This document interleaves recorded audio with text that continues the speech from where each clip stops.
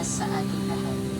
Tayo po ay nagkatipon-tipon ngayong umaga upang magbigay ng ating muling pamamaalam kay Ninita Lagunas o mas kilala ng lahat bilang si Metang at Nelly.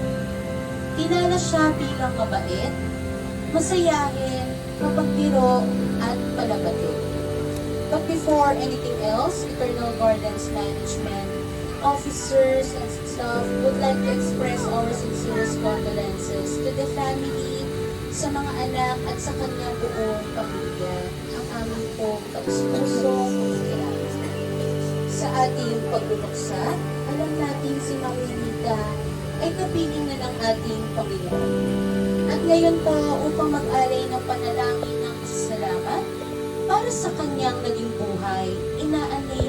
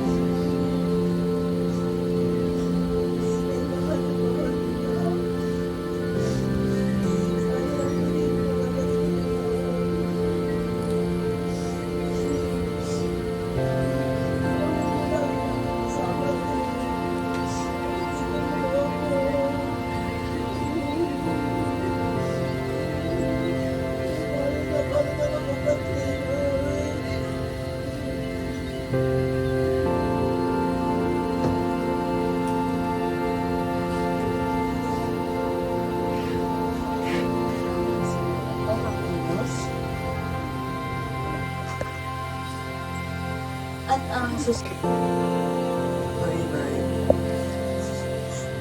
ang dami kong pamigis na meron sa atin.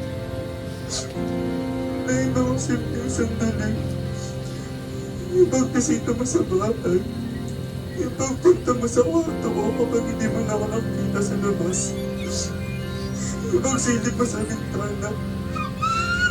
Yung pagtawag mo para magpasama ako magputos. Hindi ko nasabi na malaki. Pero lahat ng ganyan, tinatago ko sa puso ko, Nay. Pasensya, Nanay, sa lahat ng pagkukulang mo bilang papa mo. Ang dami ko pang gustong gawin ko sa'yo. Ang dami ko pang gustong marinig na payo mo. Pero iniwan mo kami nung hindi man kami handa. Wala na akong malalapitan para magsundo kapag mabigat ang tip-tip ko. Wala na yung lagi na nakinig kahit paulit-ulit na yung kwento ko. Wala na yung mag-aaya sa akin kumain. Matatawag para samahan ka. Wala na yung presensya nagbibigay ng katahimikan kahit hindi ka nagsasalita. Iba talaga ang pagmamahal ng lola. Iba ang lambing. Iba ang pag-aaruga. Iba ang klase ng pag-intindi na kahit hindi mo hilingin. Kasi walang papantay sa tibok ng puso ng isang lola para sa apo niya. Kaya ganito kasakit, Nay. Kasi napakahirap mawalan ng isang taong minahal ka ng buo. Walang kondisyon at walang pagod. At ang Walang hirap. Sobrang hirap din kami na wala ka na. Ikaw yung lola na the best. Lahat ng gusto namin binibigay mo. Sa'yo ko naramdaman yung pagmamahal. Yung pagtsatsaga sa ugaling meron kami. Nay, hindi ito yung gusto namin. Hindi ito yung gusto namin ang kakasama-sama tayong lahat.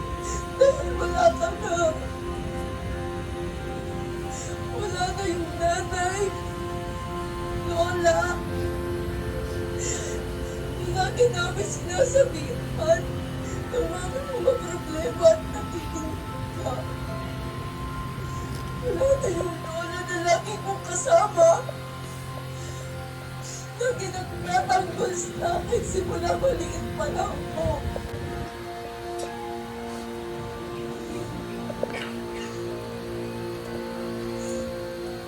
Hindi ko talaga matanggap na wala na siya. Parati kami magkasama sa lahat ng bagay, sa lahat ng mga plano namin, sa aming magkakapatid. Sabi niya sa akin, ate, na lang yung dalawang malakas sa ating magkakapatid. Lagi niyang iniisip ang mga kapatid namin. Paano na daw sila, Amy? O kami daw ang mauna. Lagi niyang naalala sila, Amy.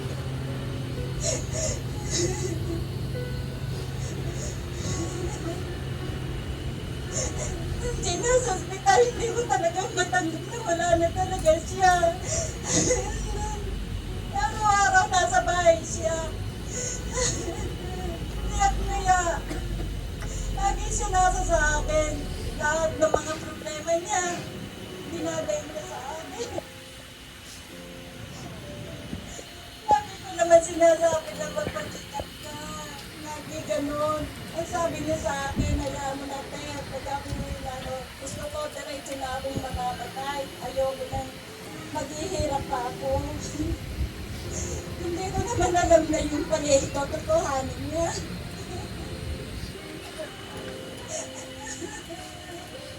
Tapos sabi niya sa akin, gusto niya pagkandosin.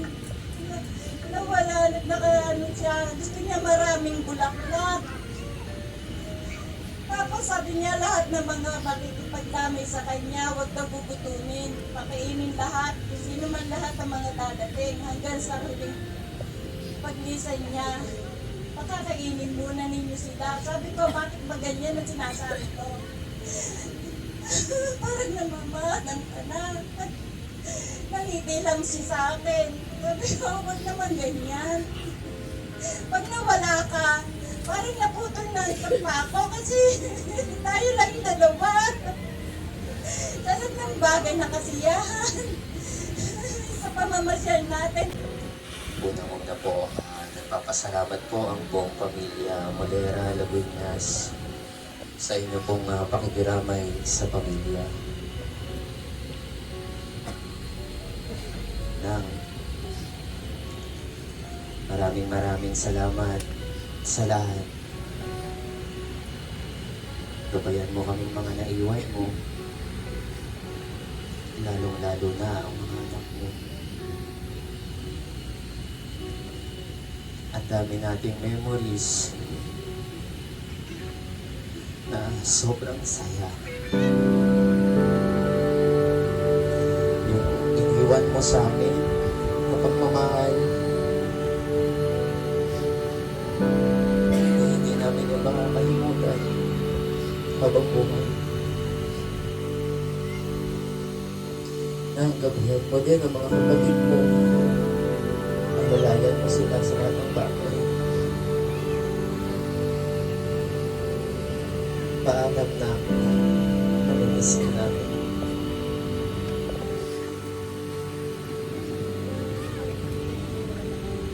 Maraming salamat po sa lahat ng salita sa unahan.